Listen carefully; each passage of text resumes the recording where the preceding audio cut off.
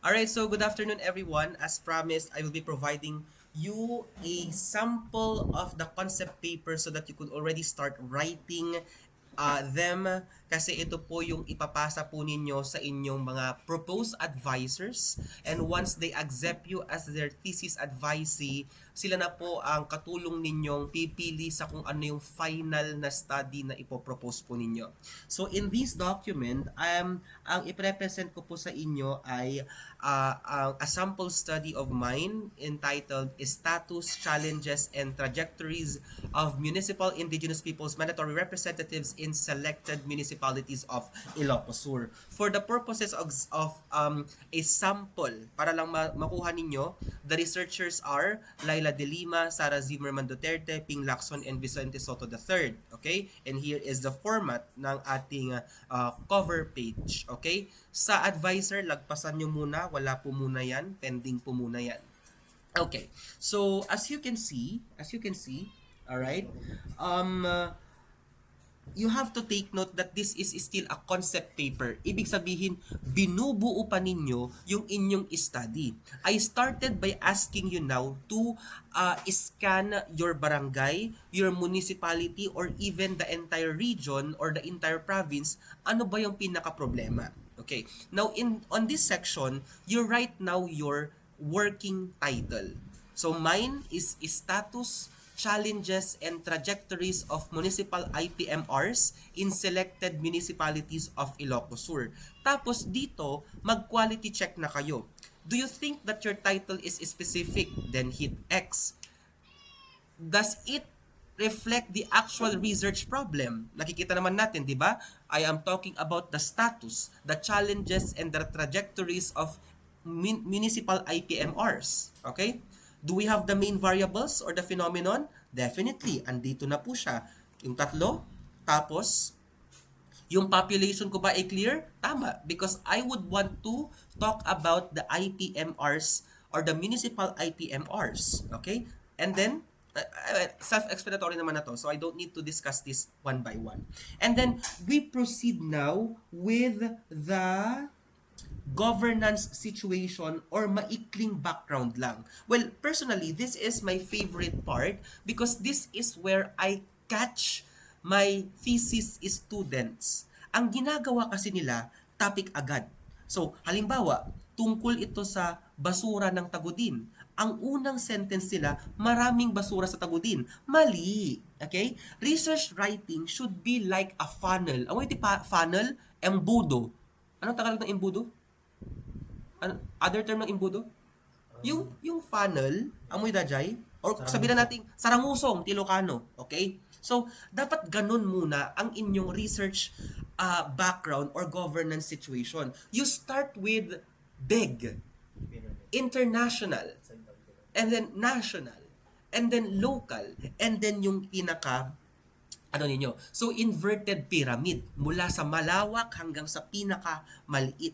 Okay? So, for example, dito sa akin, I started with the 1987 Constitution. And then, I proceeded with a specific law, which is RA 8371. Yan, ganyan. Okay? And then, of course, NCIP. Binanggit ko na dito yung mga problema. And then, Ilocos region na ako hanggang sa meron na akong maikling gap statement here. Ang sabi dito, this gap is between constitutional and statutory mandate for indigenous mandatory representation and the largely undocumented actual status of IPMRs and is the governance problem of my study. Dito sa part ng research problem, hindi pa ito yung mismong statement of the problem, but rather this is already your expression of what the problem is in your study. Okay? So dito, ang problema na gusto kong i-layout ay yung malawakang undocumented status. Kamusta na ba sila? Kasi pagkatapos maisabatas ng RA 8371, parang wala man lang update kung paano nga ba ang participation ng mga municipal IPMR sa sangguniang bayan. Parang ganon. Okay? Ganon yon. Okay? And then dito tayo sa research gap. Okay? Kailan ninyo masusulat ang research gap? Kapag natapos na po ninyo itong preliminary review of literature. As I have mentioned, 15 ang inyong hahanapin. So dito I have provided 1, 2, 3, 4, 5, 6, 7, 8, 9, 10, 11, 12, 13, 14, 15. Sir, apay ngay adamot 1991 mo, adapay 1997 mo. Notice that these are laws. So, pwede. Hindi ka naman pwedeng magsabi na gumawa ka ng batas ng RA 8371 noong 1997 tas ilalagay mo 2026 para lang sabihin bagong reference yun. Hindi. Ito yung mga excuse. Okay? Pero pag mga researches like kay Villanueva, wala na akong makitang ibang study kaya na-cite siya as 2017. Okay? Tapos dito, 2025, kasi itong kay Villanueva, if you try to read this one, dito ko po ibinangga or dito ko po hinango yung study ko. Magkaparehas kami ng variables, status, challenges, and trajectory. So, pwede yan. Okay? And then, meron dito 2024. Okay? Yung mga ganyan. So, pag nakita nyo na yung gap ninyo, saka nyo susulatin na dito sa section D, research gap. Ano yung research gap ko? Number 1, contextual and geographical gap. Bakit? Kasi yung study ni Villanueva noong 2017 ay sa Central Luzon, tapos yung kay Fadjilagmago ay sa Mindoro, at yung kay Cabca at Calva ay sa Mindanao, wala sa Ilocos region. Therefore, meron tayong contextual at geographical gap. Okay? Yung pangalawa naman po na aking gap ay yung methodological gap. Bakit? Karamihan kasi sa mga studies na nakita ko ay single site case study lang. May maysa when duduwala ang munisipyo. Dito sa akin, multiple municipality design ang gusto kong tignan. Yung mga design, yung mga munisipyo na may IPMR sa buong Ilocos Sur. Pangatlo, meron din akong nakitang theoretical at conceptual gap. Bakit? Yan, makikita niyo dito. Okay? So, pag titignan natin, ito na yung last sentence ko. Okay? So, kaya ko ikakandak yung study na to because of the gap that I have found. Okay? And then, we proceed with this one.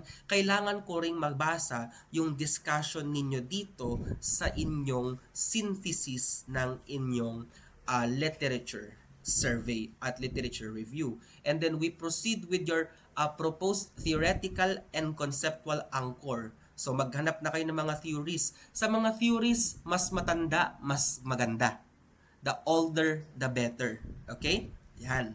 Okay? And then, mag-propose na rin kayo ng inyong mga research questions. So, i-present nyo na dito yung mga research questions po ninyo.